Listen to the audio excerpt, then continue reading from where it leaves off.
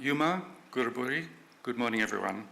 My name is Russell Storer and I'm the Head Curator of International Art at the National Gallery of Australia. It's my pleasure to welcome you to the National Gallery for this conversation to celebrate the opening of Jordan Wolfson's solo exhibition, Body Sculpture, which opens today in Galleries 16 and 18. And a special welcome to audiences across the country who are joining us online this morning. This conversation is being held on the lands of the Ngunnawal and Ngambri peoples from the Canberra region, which is why this morning I welcome you with the Ngunnawal greeting Yuma and the Ngambri greeting Guruburi. I thank the Ngunnawal and Ngambri elders who have generously shared their languages with us.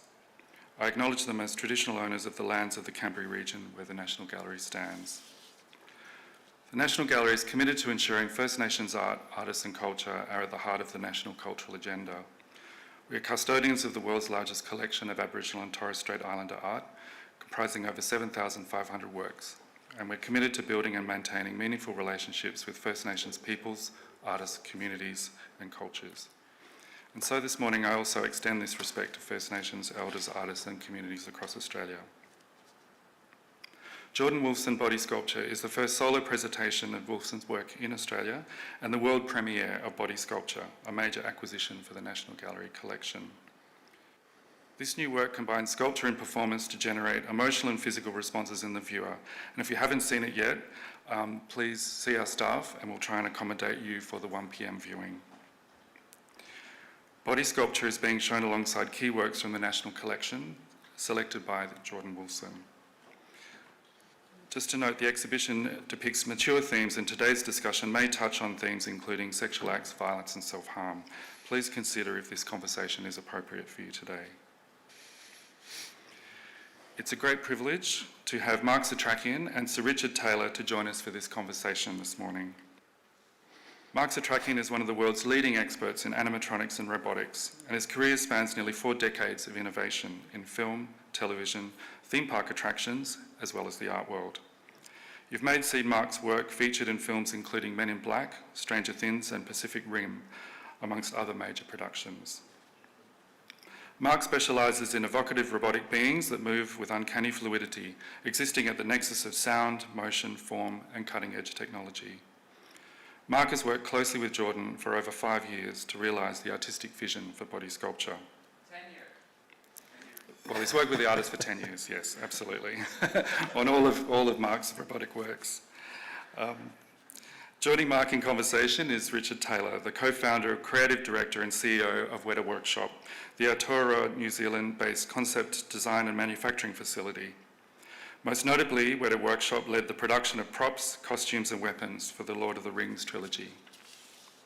In 2010, Richard was made a Knight Companion of the New Zealand Order of Merit for his services to film, and he's won 5 Academy Awards for his work across special makeup effects, costume and visual effects.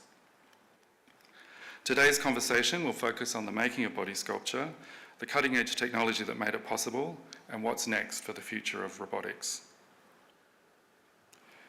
Just some housekeeping. We will welcome your questions through the conversation using Slido and the online Q&A platform. And if you're at home, you can submit your questions below the video on the gallery's website. In the theatre, please ensure that your phone is turned to silent, and using the gallery's free Wi-Fi, head to slido.com and enter the code Wolfson. Please join me in welcoming Mark Setrakian and Sir Richard Taylor. Thank you. Thank you, Russell. Thank you, everyone. I've had the great pleasure of knowing this gentleman sitting next to me for the past 30 years. I first met him when he was working at Rick Baker's workshop, one of the most prestigious effects workshops in the world, and Mark very kindly shared some time with me, showed me some of the animatronic work that he was building. It was evident at that early meeting that I'd had the privilege of engaging with someone that would go on to inspire not only mine but many people's careers.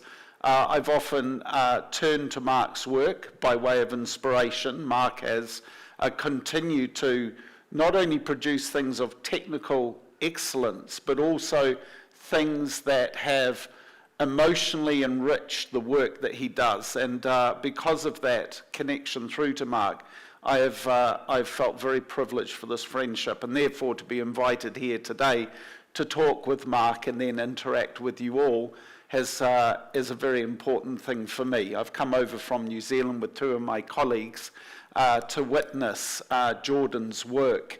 If those of you in the room haven't seen it yet, you're going to see it as I did, raw and for the first time 2 days ago. Unlike, of course, how Mark has seen it, which is an iterative process of it growing and coming to be. And I'm thrilled for you all, the fact that you are going to see this astounding piece of work. I thought I'd ask the initial question, which is, why Mark? We ourselves have experienced a reaction when known as a film effects company to having the authority to create fine art for the world. And similarly, I'm sure that Mark has found that people at times might wonder, why would someone so invested in the film industry consider that they have the authority and desire to enter the fine art arena? And Mark, maybe that would be a lovely place to start. Well, thanks, Richard. That's a really hard question. The funny thing about that, actually, if we talk about technology versus art, and what is my relationship with art, and what is my relationship with technology, I'm referred to as a roboticist. I'm referred to as a technologist. But actually, I don't really have any true qualifications. I don't have any degrees. I have no formal training in engineering, but what I've been doing throughout my career, certainly, when I think you and I met, Richard, I was probably 19 or thereabouts. The art form that I pursue is motion. It is the expression of emotion and character through. Do you notice that sometimes people look like their pets? That's a myth, right? Anyway, but that's actually a good example right there. So right on the page. This is a goofy example, but the scrunt and I are sharing a moment, and I'm projecting this character into this puppet. That's a microcosm of my career, and everything that I do technologically is in service to that. I have pursued for my entire adult life the continuing education of learning the math, learning the code, learning the engineering, learning the materials, embracing new technologies in service of finding better ways to do what I do. And what I do is I paint with motion. And when I think about what am I building when I build the cube, I'm creating a canvas. I'm stretching my own canvas, I'm mixing my own pigments, I'm making my own paintbrushes, and then I'm using those tools to create art, and the art is the motion that I hope you feel when you see something like body sculpture or when you see something like female figure. It's a pretty long-winded answer. No, that's great. Mark, of course, it all starts with a connection, a friendship, a relationship, and in this case, it is one with a contemporary American artist, Jordan. Do you want to just share with us, by way of setting the scene, what that origin story is? Sure. Is it one of director and choreographer? Is it one of contemporary dancer? Yes. So that, when Jordan and I first met around 2012, he was looking for someone to realize his vision for female figure, which was to be an animatronic figure that would dance and lip sync. And when we met, I would say I was keenly interested in working on this project because it was really a departure from film work. It was a departure from the work that I usually did in many ways, and I want to touch on all the different ways that it departs from that. But he said that it was going to be a bit like working with a film director. But that wasn't really entirely accurate. The relationship that I have with Jordan, if you sort of imagine the Venn diagram, there's a large overlap where we are working together, we're talking about the work, we're talking about what is this moment in time going to look like. There's things that are really important to me, which are very in the weeds technologically, that Jordan doesn't really have to be concerned about. But then there's this other area, and this is what I call, Jordan is the filter. Jordan is he has a superpower, and there was something that Richard just alluded to a minute ago. I can never have the experience of seeing body sculpture for the first time. I can never have the experience of seeing female figure for the first time because it was created in my presence. But Jordan has this thing where he can kind of turn that off, and he can reset his perception and see something in a way for the first time. And that gives him the power to, in this section of the Venn diagram, he can evaluate the content that we're creating and say, that's the moment, that's the thing that goes in, that's the thing that will touch upon the emotion or the feeling or this abstract sensation that we get when we see that moment. We create hundreds of hours of content together, and then tiny pieces of that find their way into the piece. And that's really how we worked on female figure, and especially that's how we worked on body sculpture together. And when people see the piece, they naturally could jump to the conclusion that it's been built by the technologist that you mentioned. But knowing you as I do, and having watched the performance of body sculpture, it's entirely evident that you are finding some form of verging between the choreographer, the musician, using your code like a synthesizer. Yeah. In some ways, the way that the early automata engineers of the 17th, 18th century would have found that merging of technology and art to create creations. Yeah. They were sometimes criticized for playing God because they would be trying to emulate human life. And there is this extraordinary emergence of a new art form, a piece that, to me, when I mentioned when we finished watching the first performance, I've now seen it twice, it was the finest piece of performance choreography that I've ever seen in an art gallery. Can you speak to this multidisciplinary nature that you now have and how that has either emerged in your work or you've always known it has been there? You've just been waiting for the right artist to come along and allow you to play that out to the full degree that you now have. I would say that a lot of the technological side of this is an enabling technology. And certainly since we worked together on female figure, I think he's aware that it is possible to make something that has a level of expression that can meet his expectations. And for me, when I built the cube, when I designed and built the cube, I was designing it and building it to have a very broad range of expressive capabilities. And it's funny, because we're talking about a box, a faceless box with sort of plain arms coming out of it. But it has these sublime hands. It has this sublime ability to gesture and to evoke emotion, even though it's this very simple structural thing. There's a lot about it that draws upon, I would say, training that I've had in my career. So I've built and competed with robots at BattleBots, and they take a beating, and the cube has taken a beating in its time. There is a lot of work that I've done specifically with hands, making mechanical hands.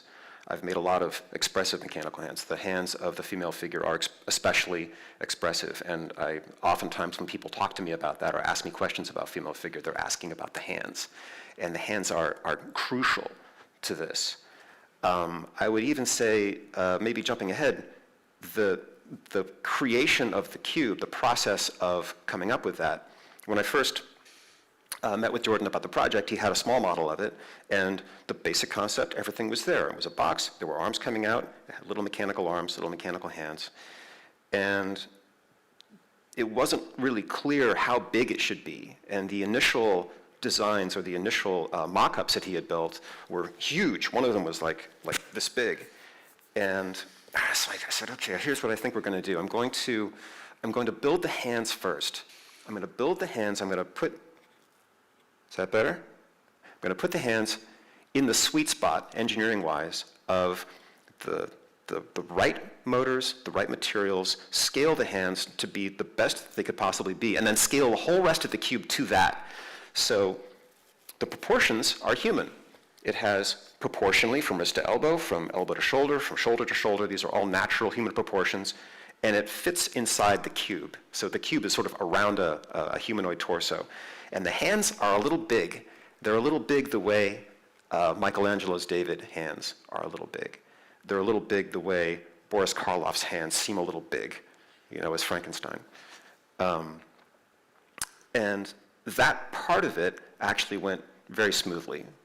We got the cube built, and at that point it was an instrument, and it was time to start riffing on it. The hands, well, let's dwell on those a little bit further. I called it more human than human because you've created hands that defy even the extraordinary agility of the Balinese dancer or the Chinese tea ceremony skill where the fingers have been trained to bend further than any hands should humanly bend. But at some point in the performance, we're surprised by the hands actually taking on an otherworldly, almost alien quality. But as we have, you described it almost as if you are dreaming what hands can achieve, because it's everything that we wish that our bodies could do, in the manner that us mere mortals may view a contortionist, go, wow, that can actually be achieved with the human body. I can't, but someone can. But you've taken it even further than that, where the digits, and to some degree a parlor trick, because you're using technology to do things that the human body can't do. But in that, there's a prestige. There is a piece of magician's sleight, smoke and mirror, sleight of hand. So to speak. So to speak. Elevate that a little bit for the audience. Sure. It is very special. Well, it's an interesting thing. There are many concepts within the body sculpture project, and one of them was that the cube has no front or back or top or bottom or even left or right. And the hands actually are symmetrical, ambidextrous, which is to say that they can bend in either direction. And we only really encounter that in moments in the piece. But in those moments, we see that the fingers can hyperextend, they can bend backwards. And when that moment happens, I feel it as I'm watching it. It's like I feel my fingers because I'm empathizing with the cube this whole time. And it's almost like my fingers are turning into snakes. And it's like this dream, it's like I dreamt that my fingers were like tentacles, and then you see that, and I feel it in my fingers when that moment happens. But it is a moment that starts with a sort of anatomical hyperextension, but then it goes beyond that. And when you consider that, it's evident that your medium of art is motion, the ability to manipulate motion in the way that a director may choreograph a contemporary dancer. And I call out contemporary dancer as opposed to, say, a more classical ballet dancer who may still bring a superior level of skill to their dance, but it is disciplined around a preordained set of moves that are right for that particular piece of music. A contemporary dancer is able to intuitively adjust as they flow through it. Yeah. And to me, when I watch body sculpture, it is entirely evident that you have allowed the contemporary dance qualities of your choreography to come very strongly into this. The motion that you've chosen to master has fuzzy logic in it. There's even a component in the piece which is the chain, which a chain is a very interesting thing if you stop to think about it. It has completely discourse and lack of order, but under tension becomes a steel bar with incredible control and stiffness. And when you see the way that you have manipulated these components through the choreography of the programming that you've done and the art that you've brought to it, there is a very unique set of processes going on. I think this is actually a good moment to, if you're talking about the chain, I want to just take a step back and address what you're saying about the choreography, because one of the things that I think is unique about this project and also my working relationship with Jordan is the control system that I developed to create the content. And I want to explain it in this way. I'm accustomed to working in the film industry, and film and television is an edited medium. We have a moment, a shot begins, an action occurs, the action concludes, the shot cuts, we now cut to a different viewpoint, and these things can be edited together. The experience of seeing female figure, or the experience of seeing colored sculpture, or the experience of seeing body sculpture, is not that.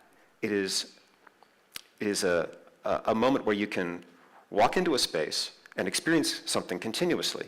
Creating the content for these pieces has to be a non-linear process. So basically what I've done is I have made a kind of music software. So my hobby is electronic music, I'm a musician, and music and sound and motion and dance informs my approach to robotics.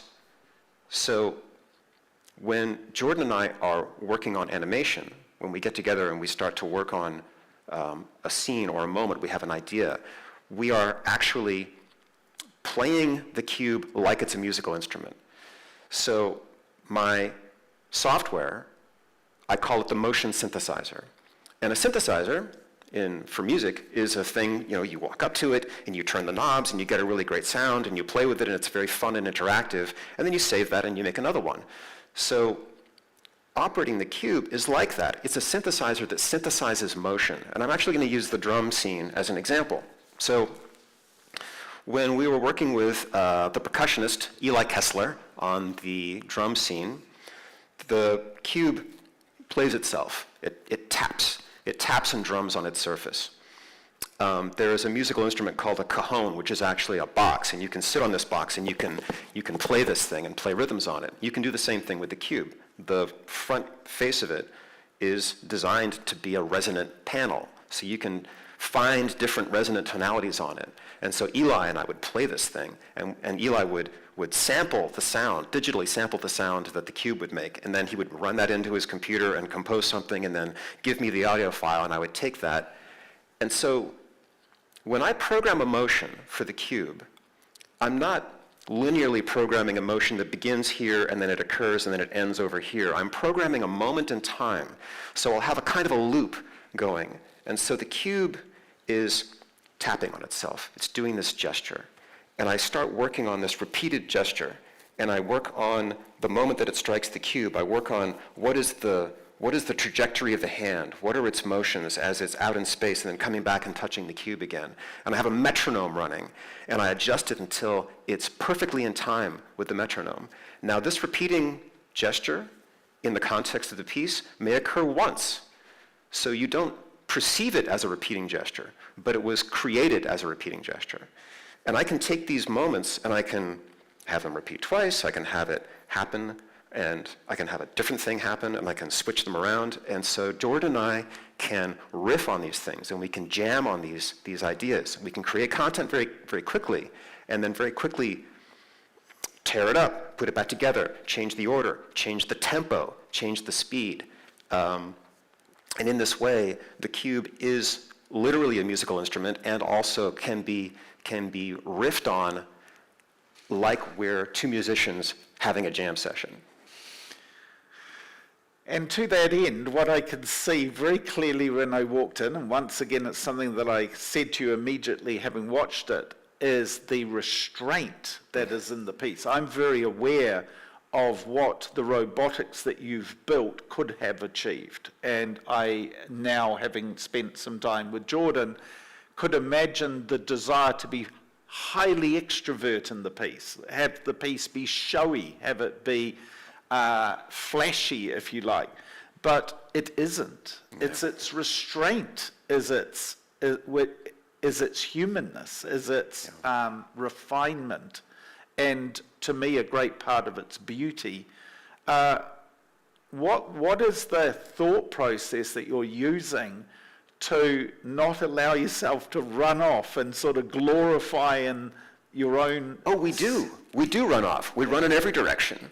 We run down every rabbit hole. We go too far. We go too far. And in developing the material, in developing the choreography, we take every idea and we take it way too far. To the point of breakage in some cases? Sometimes, yeah. I like to say that with metaphorically and physically. Well, I try to have happy accidents, when we're working on it, and we also sometimes have unhappy accidents. But in taking it too far, we then pull back, and I often say to my colleagues when I'm working on something mechanical or structural, I say, okay, show me too much so I know what enough is. And it's similar in working with Jordan on this piece. We take everything way too far, and it's really Jordan's intuition that then reels it all in. It's like, okay, this is pure, this is true, we're going to use that. There's truth here, we're going to use that. And everything else is superfluous. And that truth at times comes through in the form of a sensuousness. It can. Yeah. It's sensuous to the point that a lover might appreciate from a partner. You're not a voyeuristic individual. You're not appear to be extrovert in your expression of emotion, yet within the cube, it is. Yeah. How do you find that? You just have to really be honest. Honest. And it's, there's a little bit of autobiographical content in the piece that it's just, when we were working on the sensuality scene, or the assault scene as it is also known, we actually had a sex therapist come in and look at what we were doing. And it was really interesting because he was a little taken aback at first, wasn't really sure what to make of it all. The note that I got from it, which I actually used, is that people tend to have a dominant hand, and so the symmetry of that scene was influenced a bit by that concept. That was about it for the input from that person, but the sensuality of that scene, you just have to be truthful with yourself and just let it be what it is. And it's so nuanced. Yeah. When one hand starts actually stroking the other hand, removes itself from the body as such, and actually starts touching the opposing hand, there's now something almost motherly in that, and it breaks free of being purely sensual as one lover to another, and actually becomes caring. And there's this... It's a kind of self-care. Yeah, self-care. There's this incredible nuance. And that's obviously setting us up for a later scene where there is a destructive quality, there is an nihilistic sense to the cube, which is deeply disturbing because you've been lulled into the sense that it is deeply caring, self-appreciating, and yet it can be quite duplicitous in its performance. Yeah, there are a number of contradictions in the piece, and as both someone who's creating content for it, but also as the person who created the physical cube itself, the dynamic range of what it does mechanically from these really delicate moments where it's in contact with itself or it's in contact with the floor, to other moments where it's actually hitting itself as hard as it can. That was a real challenge. That was a challenge, a technical challenge. But it worked. It was a rewarding result. Let's jump to a different area to discuss. It is faceless, yet it has a face. Yeah. It's uncanny. Yeah. It is headless, yet there is a face where a face shouldn't be. And while I was watching it, I was taking notes, and I drew a Rorschach pattern from the abuse, from the rubbing, from the subtlety on the chest or on the front faces. I'm immediately humanizing it on the front face of the cube. And I found a face in it. It was a demonic face. I showed it to Mark, and Mark was of the view best not to pop that on the screen.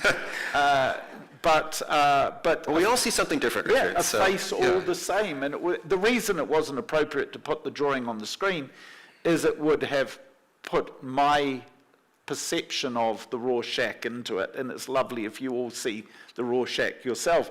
And of course, as days turn into weeks, weeks turn into months, and more abrasiveness happens between the hand and the aluminium, or aluminum, as you would call it, we're going to see an emergence of more of a face and different faces. Yeah.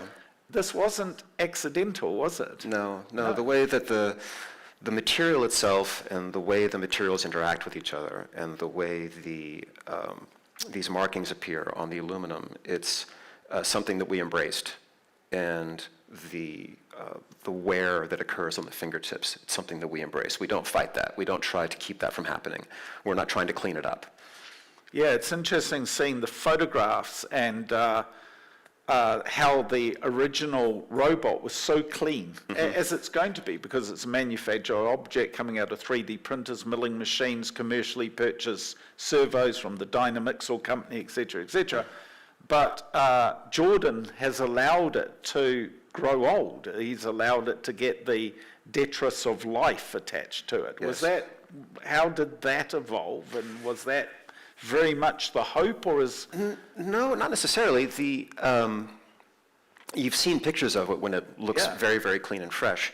All of the markings, all of the scars on the arms, those all occurred organically as we were creating the motion of the cube. And I mentioned the happy and unhappy accidents that would occur.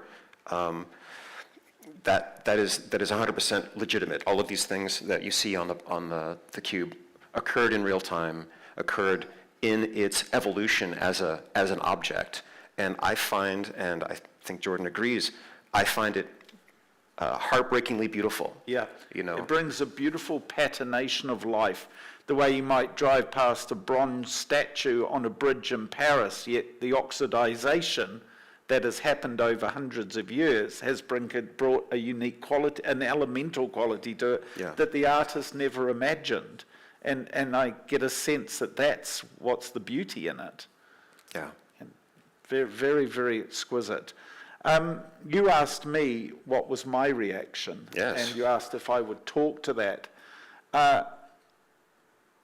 My first thought and the first note I wrote down was I wrote the word propaganda, both seductive and destructive, right? In the manner that propaganda is written to be highly seductive, but ultimately and almost always ends up being destructive. The cube to me caused me such a abrupt reaction in its ability to speak outwardly. Initially, when I walked into the room, I positioned myself on the far left because I wanted to look at the mechanism. I couldn't help but immediately want to analyze how it had been built. But halfway through the performance, I realized that there is a cone of influence coming out of the cube, where the cube is actually, at times it encompasses the room by its very gesture, but a great deal of the time it is frontward facing and desiring to engage with a cone of influence. And so I moved directly into the very middle of it, and suddenly it was speaking to me in a very emotional way. And yesterday, my two colleagues who are with me, Zoilo and Cam, who are both roboticists, they went into the space, and I watched them very closely. I was watching the cube, and I was obviously watching their reaction. And it was really lovely to watch Zoilo do exactly as I had done. He started off on the left, and he centered himself eventually right down the middle of the sculpture. And Cam kept throwing glances over to me and sort of doing this, as I watched his understanding of the piece evolve. And Jordan has arguably created a piece of art that no individual will take away the same reaction as the other. Now, you could say that about any piece of art because all art is nuanced, but because of the complex set of components and performance capabilities and the underlying content that's been expressed, I can't imagine that should a family visit and get back in their car to drive home, all four would come to the same conclusion around what was the intent, what did I get out of it, who was this character that I just met. I would imagine that there are going to be wonderful and warm debates around what individuals got out of it. And now that the three of us, my colleagues and I, have seen it, that's been the primary conversation that we've had, which is, but what did you see in it? What did you take out of it? What did you... So Jordan has evoked this amazing desire to look more deeply than one may look. And it's been done in such a sublime way, such a manner in which that people would immediately assume that the technologists behind it worked with the mechanics of robotics. But you're very much creating the organic quality of a human in many ways, the muscles, the veins, the flowing of the energy, the dexterity, the sense of touch, the sense of feeling. And in turn, breathing life into an otherwise inert object. That's the central core of my career from the very early days. I would call myself a puppeteer at the start of my career, and I call myself a roboticist now, but it's the same thing. It's bringing life to this inanimate vessel. And I was asked recently, in layman's terms, what is the cube? And I would say it's like a being. It has bones, it has muscles, it has veins, it has nerves. You know, the aluminum and the carbon fiber, that's the bones, that's the structure of it. It has motors, which are the muscle. It has electricity coursing through its wires. That's the lifeblood, and it has signals passing through. And it is practically alive. Does it have intelligence? Well, to some extent it does. The system, I've mentioned my own control system, which I use to create the content of the piece. There's another control system, which is the overdrive system, which is basically the overarching system that controls the whole thing. And when you go into the space, you may notice that there are a lot of little cameras and things like that all around. And you mentioned a few minutes ago about the chain. So the chain is one of the sources of chaos in the piece. Another source of chaos is the cube is on the floor, and when it's doing this assault scene, sometimes it creeps all the way out to the edge of the stage. Sometimes it goes backwards. And I've noticed that during that scene, the robot arm will actually follow it around because it has to be in the right spot at the right time. So the system is, in fact, interactive to itself. It's interactive in the sense that it has to adapt to the chaos that's occurring on the stage. And the piece isn't really about a lot of violent things occurring. Yes, violent things occur. The chain scene is which Ted Marchant is the artist that created that incredibly violent moment. Sometimes the chain whips around and it moves the cube. And that was the first performance that you saw, had that happen. And the system has to adapt. It has to adapt to that. So there is actually a little bit of intelligence going on there, in as much as you don't just press play and walk out of the room. It's much more involved than that. Yeah, what Mark's referring to is the first night we watched it, and this is in front of 70 guests, all the bigwigs here at the art gallery, and invited guests that represent Jordan from across the world. And the robot didn't quite grab the chain. But rather than that being a disappointing component or a letdown, it was completely the opposite, because it immediately gave the character, it immediately stopped it ever being a robot, and it was a character on the stage, and it was the frailty of the human machine. If the term the ghost in the machine, at that moment I felt the ghost in the machine. It was amazing. And I actually felt privileged that I had seen a performance where the pincer didn't quite grab the chain as I saw yesterday, where it worked arguably what would be considered perfectly, but the imperfection of it missing the chain just it sent a shudder down my spine. And when we were talking about it earlier, I had the same shudder, and I even mentioned it to Mark, because I was like, wow, that is so metaphorically of when we all trip, when we all make those mistakes, when we believe that we've trained ourselves well, but fumble and fall. And I really enjoyed that as a component of that particular performance. I like it better when it works perfectly. Of course. But that was cool too. That was cool too. But in many ways we do embrace imperfection. And one of the ways that we can create motion for the cube, this is actually kind of fun. There was some discussion early on if we should make a Waldo controller for the cube. And the Waldo controller is basically a machine that you can grab onto and move around. And if you've been downstairs in the gallery that's before Gallery 16, there's a video there. There's a couple of examples of that, so you can see what that looks like. But what we finally decided to do was to use the cube as a controller for itself. And what that means is you can let the cube relax, and then you can wrestle it into a position. You can wrestle it into a pose where it's in whatever form you want, really, and then you can capture that. And so the cube can then go to those poses that you've created. Those poses, however, are oftentimes kind of gnarled, because Jordan and I kind of together, we wrestled the cube into a position. It's like, okay, wait, no, the hand is like, oh, don't worry about it, just capture the pose. We capture the pose, and then later on, I'll clean it up. My sister, Mary Setrakian, is a singer, and she's a voice teacher, and she teaches actors to sing, and she teaches singers to act. And my takeaway from her teachings, is the phrase, don't clean up.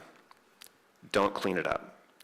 And I think about that, because I'll be working on a pose, and I'll be like, okay, I've got to fix this, I've got to like take that out, smooth this over here, and before you know it, you've sucked all the life out of the thing. And so many times we have, and there's some like key moments in body sculpture where there's this gnarled thing occurred, but then I take that gnarled thing and I mirror it to the other side, and now it becomes a Rorschach.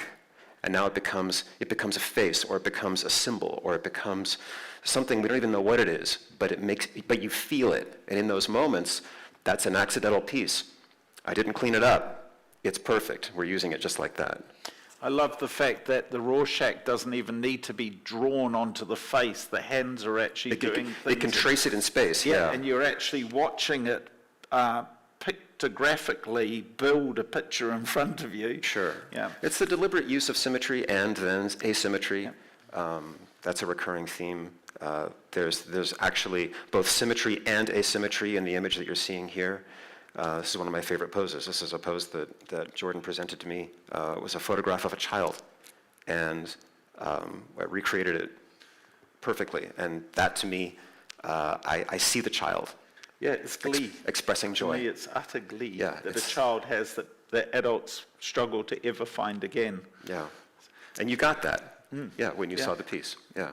Question time. We'll need to jump to that. Yeah, let's do that. I would love to have some questions from the There's a audience. lovely question here. A lot of Weda's work is drawn on the ecology of Aotearoa, and Mark joked about pets and owners. How do you see the relationship between the evolved and the engineered? I think that's a question for you, Richard. Let's work to the second question and fold that one into it. What technology do you wish was more advanced? And where do you hit the limits of what's possible right now? Well, that's easy. Because that speaks to, because of course we all want to see we would like to see engineering be more evolved and more organic. It is restricted at the moment by what is technically possible, but there are moves afoot in the world to introduce certain components of programming and engineering that allows the ecology of the evolved to take on a more superior level of capability. But sometimes when I'm trying to build a robot, I feel like I'm banging two rocks together. One of the misconceptions that many lay people have about robots is that they're super strong. Robots are super strong. And we see images of robots like in factories picking up cars and waving them around, and that's really true.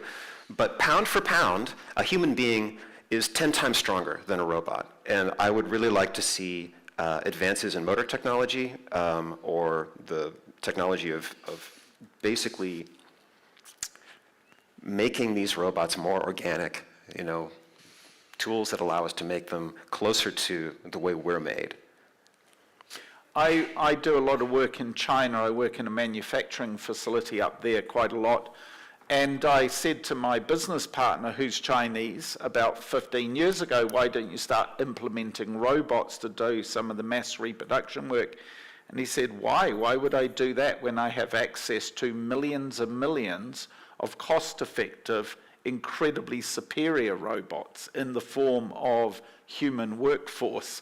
And it caused me to stop and reflect for a moment on the point. Which was, it takes a lot to become more superior than what we can achieve as people. Yeah, we're not as far along with robotics as most people think we are. And there's a question here, Mark. Did you study human anatomy to help create the movements, i.e. tendons and muscles, triggered by synapses, mirrored by strings and electronic impulses? Yes, constantly. I'm always studying anatomy, studying the way that the human body works, and looking for ways to imitate that. I can't duplicate it, but I can imitate it. One of the ways, actually, that I do that is I try to avoid using perfect right angles and perfect parallel planes and things.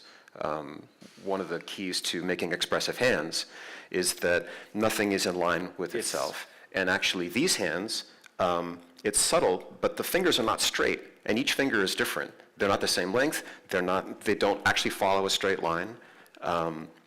The main compromise of them is that they're perfectly planar down the center, so they have that hyperextension in both directions.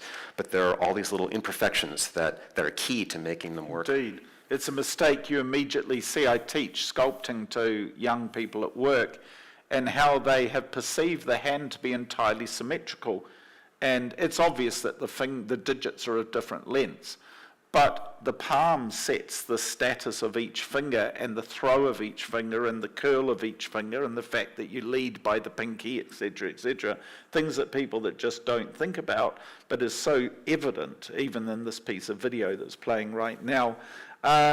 Mark, can you tell us more about the happy accident? Sure, here's a quick one. So the thing I mentioned earlier about the process of manually wrestling the cube into a pose and then capturing that pose, that is the source of many happy accidents.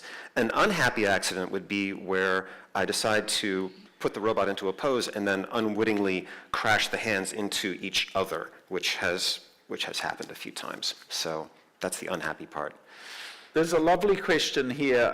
Body sculpture is at the cutting edge of robotics. Can you speak to the role of artists in driving innovation? I would like to speak to that. So there's a really interesting phenomena. Do you know Dave Kinlan? I think maybe you do.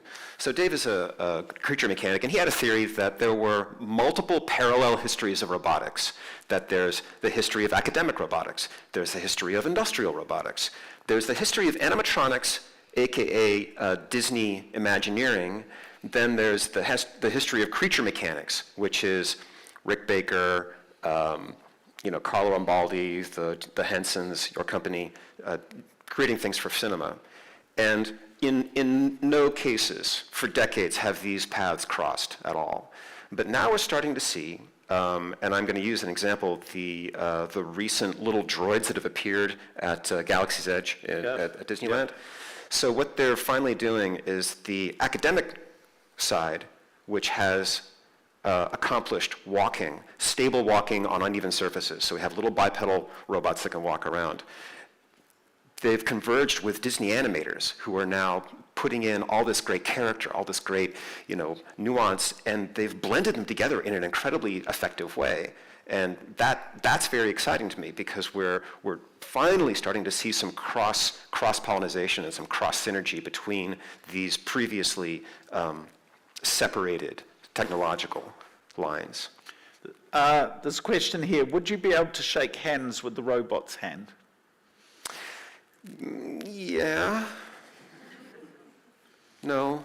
Your anxiousness is because of the risk of the grip damaging the human's hand? No, I'm not too worried about it, but it does speak to the fact that people are stronger than robots. And even the cube, although it is a mighty robot in many ways, it's at the edge of its capabilities most of the time.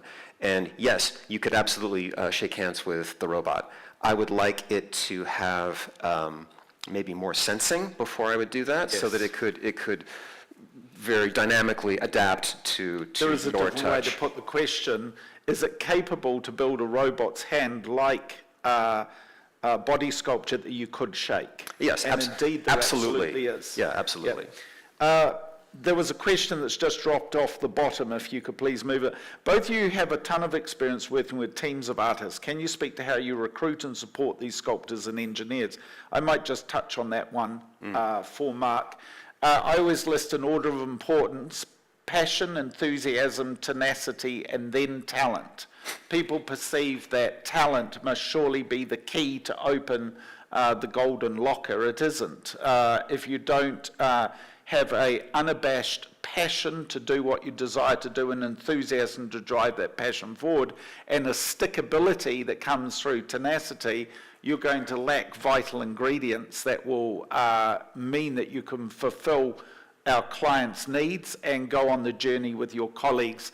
I like to think that everything goes back to Beatrix Potter. You just have to be bright-eyed and bushy-tailed like Squirrel Nutkin. We're both veterans of what we do. You look at Mark. Mark is speaking with an unadulterated passion about what he does. There's no sense of jaded fatigue. This is enthralling, engaging, and beautiful every single day.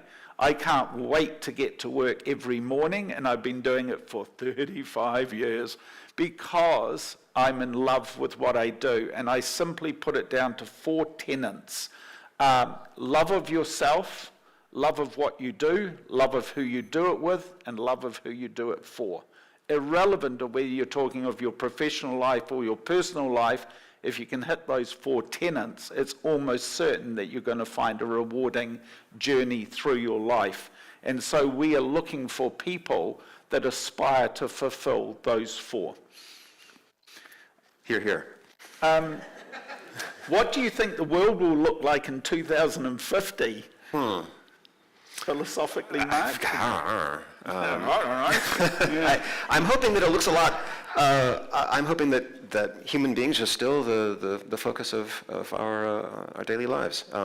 I think that robots are going to become a thing. I think that AI is going to become a thing, and I hope that leads to more humanity, not less. And indeed, here to that. At some point, the complex technology and programming that brings the sculpture life may be obsolete. How do you feel about the artwork reaching end of life? Well, I don't worry about that so much because the piece is the piece, and it's really we have conservation here in the building today with us. It's how do you preserve it, and what are the important things about it? So the important things are the performance of the content. In the future, we may have different motors. In the future, we may have different computers. We may have different ways of actualizing the content. I'm going to be doing some, I'm going to be taking female figure to the beauty parlor and tuning her up a bit. That's going to be some modern motors, because even in the 10 years that have passed since female figure was created, some of those components are obsolete and they're no longer available. Yep. So what's important is the uniform fidelity of the performance. It doesn't matter to me what motor is inside. What matters is that the work is presented identically to the way it was presented before. I don't really care what technology is behind the mirror. I don't care what technology is inside. I want the content to be presented correctly. And so, Magnificent. yeah, we have to work around that. Great. And to that end, someone's just written in this question. I must say these are really delightful questions. Are you thinking of providing tactile feedback or visual input from human action, maybe linked to AI to extend from planned choreography? Maybe not even on body sculpt, but just in general with your own body of work. Yeah, for sure. Not for body sculpture, but we are. I and certainly Jordan as well are really interested in developments in AI and what ways those tools could be used to create something new.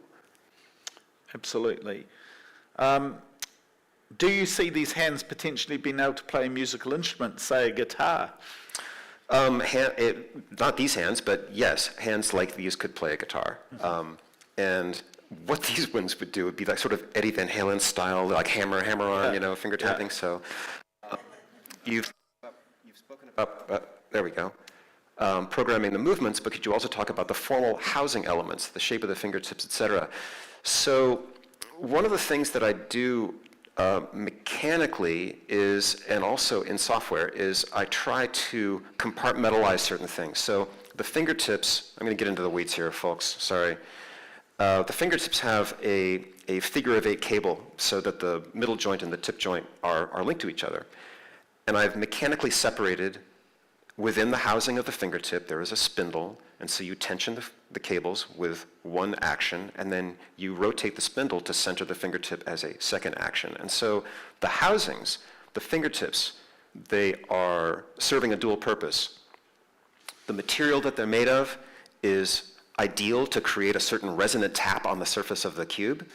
They're durable enough that they can handle being rubbed on the floor over and over again and rubbed on the surface.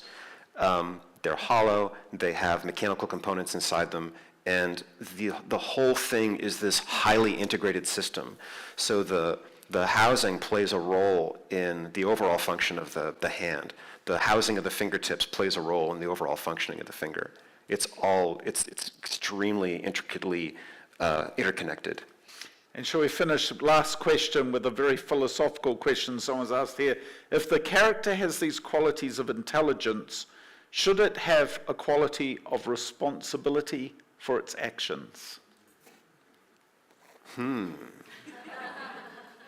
What do you think? What do you think? Yes or no? Should the cube be held accountable for its actions? Yes?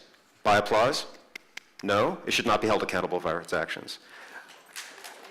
Good. So good on you. First question, because it is a very philosophical question a lot of people are asking. Some will visit the cube and choose to demonize the technology behind it because of the fear of emerging robotics and AI.